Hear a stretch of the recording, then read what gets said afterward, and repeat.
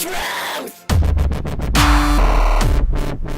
Hey everybody, Jesus loves you. My name is Cody, and you're watching the Monday episode of that Christian news show thing that I do. And our first story is about the Super Bowl. And the Super Bowl win goes to the Giants, which is not what I hoped for. And this game was kind of hyped up because it was a rematch of a previous game that they had that was really, really close in past years. So Giants won, kind of sadness, but I guess I'll live.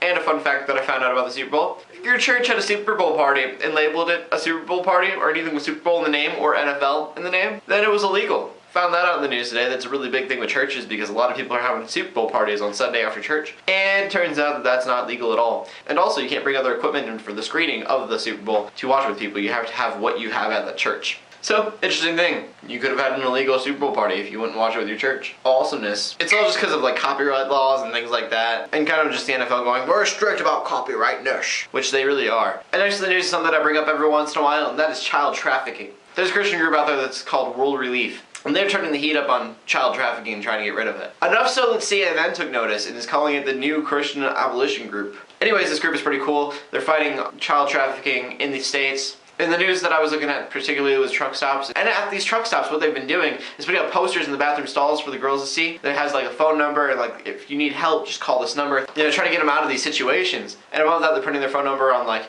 chapstick and combs and things like that. So anyone can call anonymously or not if they choose to. And this is something that I care quite a bit about, so not only am I going to leave the link in the description to the story, but also to the website so you can learn more. And Susan G. Komen for the Cure group has been in the news quite a bit lately. A lot of Christians know them for funding pro-abortion and things like that, but they've also been a big contributor to help supporting cures for breast cancer. If you still don't know who they are, they're the little pink ribbon things that you kind of see around every once in a while talking about breast cancer. That's these guys. Now they did decide to stop funding for a while, and people got really, really mad about that, and a lot of Christians are like, oh, it's kind of good because they are a pro-abortion group.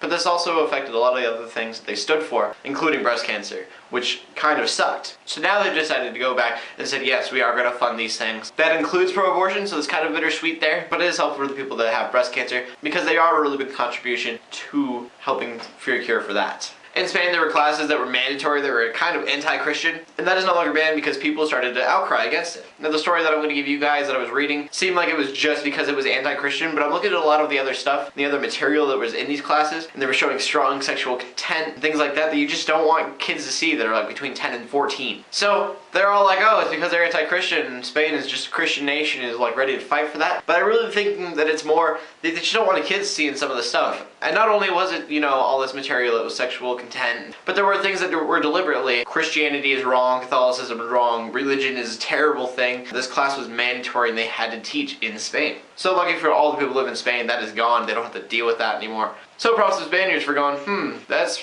probably not a good thing to teach my children. And our final story is also about something being banned. There's a Christian group called Bath, and they have these advertisements for healing on the streets, or HOTS. And what they say during these advertisements and in these pamphlets they give away is that God heals, which it is biblical. I do believe in miracles, but I do believe that for a miracle to happen, you have to yourself be doing something also. So telling someone that they have a chance to have surgery, but they shouldn't because God will fix it by himself, is very unsafe because that miracle could be that surgery. So the ASA, or the Advertising Standards Authority, decided that that was wrong, that's teaching people some really bad values, it's dangerous. So they decided to ban the advertisements, the pamphlets, and everything that had to do with God heals. So it is kind of turning this big deal in Britain. I personally believe that you do have to do something for a miracle to happen. You can't sit around and expect a miracle.